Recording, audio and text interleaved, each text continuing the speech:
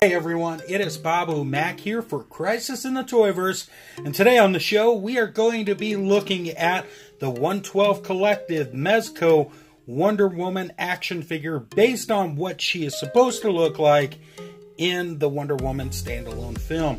Of course, we see the Wonder Woman box art here done in the nice crisp like light blue color, of course with the Wonder Woman logo. Then we go around to the side of the packaging here. We got the nice red with the 112 Collective, and then we got the Wonder Woman logo. And we take it to the back here. We see everything that this figure comes with. I'll be honest with you guys, there's a lot of, I don't want to say the word disappointment, but maybe disappointment is the right word for this figure. Some people are in love with it, some people hate it. Let's look at it a lot more in depth. Let me release her from her plastic prison, and we'll talk about her and we'll take it from there, okay? Alright gang, we have Wonder Woman on box. Now this figure is stirring up a lot of controversy. Some people love her, some people hate her.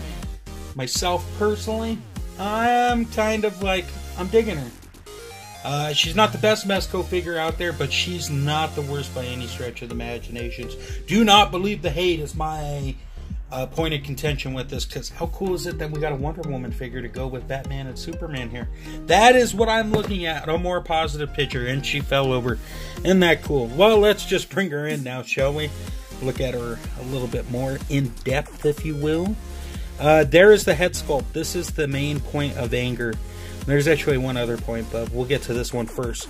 Some people say it doesn't look like Gal Gadot. I can definitely understand that and even respect that. From certain angles, it looks a bit better, and from certain angles, it doesn't look nearly as good. Like right there, it actually looks really, that looks pretty good actually. Just saying. I don't know if it's too big of a head. I don't know what the deal is, but it's definitely not everybody's love and admiration. But she does have nice hair sculpting. The tiara is done well. The eyes are painted pretty good. The chest plate here is done very well too. Nice vibrant colors between the blue, the gold, and the red. Definitely looking pretty sweet. Speaking of the blue, excuse me, that is the only soft goods on this figure. And as you can see, it's got the gold trim on that, and that's something I can appreciate. Love the texturing and the way it looks. Her belt's done really good too here, that holds her sword and shield, I believe, and the lasso. This arm piece right here came out really good. The bracelets look fantastic, no complaints there. Appreciate the detail with the hands, with the wrap on it. Always love little details like that. We get down to the lower body here.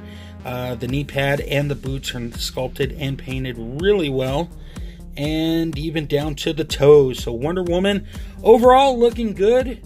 So let's go ahead and break down articulation, shall we? Let's bring it back a little bit. So in terms of the head, she can look down. She can't look up that much because once you do, it pops off.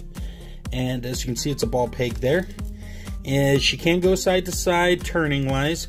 You could do the Exorcist thing sort of, but then the neck pops off because of how thick the hair is. And you do get side to side like so. So not too shabby. In terms of the arms, they go up, they go down, and they spin around. No bicep cut, but we do have a swivel and hinge at the wrist here. And then we have a ball peg at the hand. Something to note, if your hand's not fitting right, just slide the bracelets back a little bit and pop them in. It will work a lot better, trust me. And for those wondering, you can sort of do the bracelet thing. It's all going to come down to angling and making it work. But you can sort of pull it off like that, right? It sort of works, not really. But it would have been nice for a little more articulation in that department. But I honestly feel this is like a learning curve with Mezco. They're still trying to figure out the female buck as opposed to the male bucks they use. In terms of the lower body, she can do the splits about that far. She can kick up. She can sort of kick back. We got the thigh cut up there. Single bend at the knee. And then we have up and down at the foot, along with some rocking like so. So a decent amount of articulation, enough to get your Wonder Woman action on. let's go ahead and look at the accessories and go from there. Alright, let's talk accessories. Of course, we got our Mezco 112 bag to store everything in, along with the flight stand, rod, and clip to hold her in place.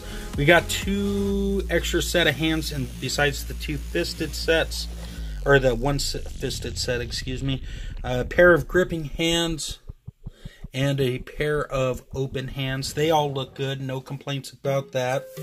And then we get her sword, the God Killer. And this has got some great detail on it, as you can see.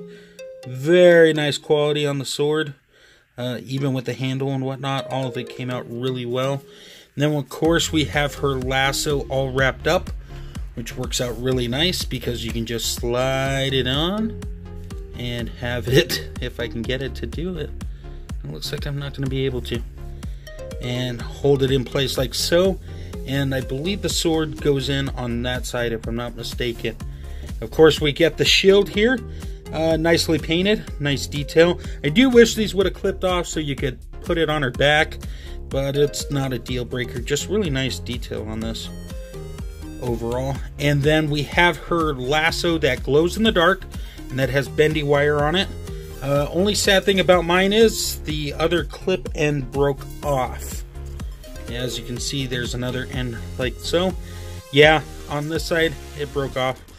Kind of a bummer. And then, of course, we got our Wonder Woman base here. Came out really good. And lastly, we have an alternate head, and let's pop it on. And this head actually came out really good. This is a head I like a lot more than this first head.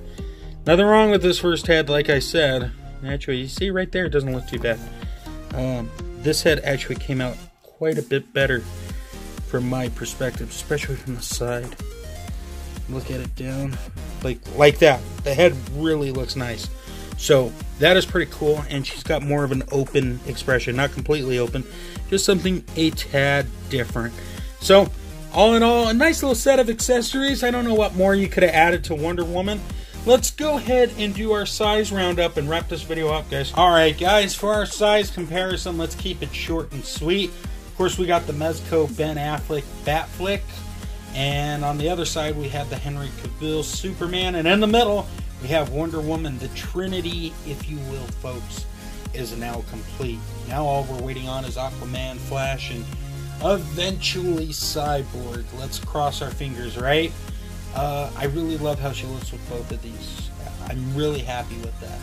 I think that's the biggest takeaway from this. Is I don't know how excited everyone else is, but for me personally, I like the way this looks. She may not be the Wonder Woman for everyone, and I'll be honest with you. I can understand that, and I can even respect that.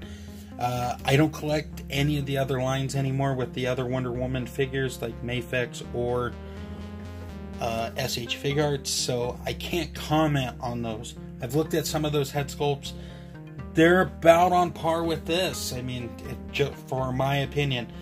Maybe the Mafex edges it out a little bit, but they're using photoreal tech, and SH Figuarts is not. I don't know what that version looks like, but for me personally, this is going to work well for me. And I understand if it doesn't work well with anybody else. I get that. So, should you pick it up? It depends on how deep you are a Mezco fan and how deep of a Wonder Woman fan you are. I think she's worth it. I don't hate the figure, so there is that. But I completely understand if it's not something you're ready to pull the trigger on. But if you do, pick it up, because I don't think you'll regret it. And hopefully this review will help you in that decision.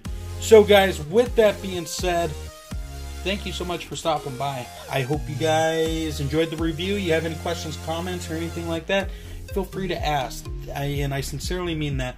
Thank you for taking time to see what's going on over here. Really do appreciate it. Of course, by now, you know I'm going to plug a whole bunch of crazy stuff.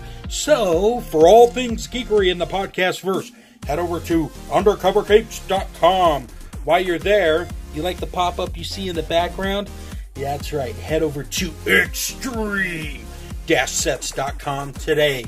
And lastly, if you're on Instagram, go throw a follow at Toy Lover Crew. We'll definitely appreciate that. Guys, slideshow at the end. Thank you so much. Take care, and until next time, great googly boogly!